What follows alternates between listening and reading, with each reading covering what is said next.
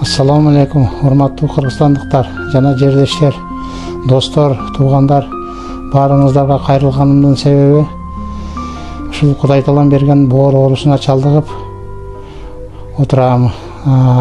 Ошонун тез аранын ичинде Индиядан операция кылдырыш керек экен.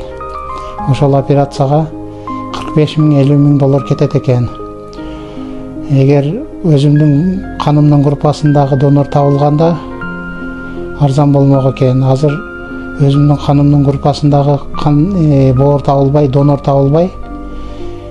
Ошондуктан 45 000 50 000 доллар болуп атат. Ошондуктан сиздерден суранам, жардам берип коюңуздарды.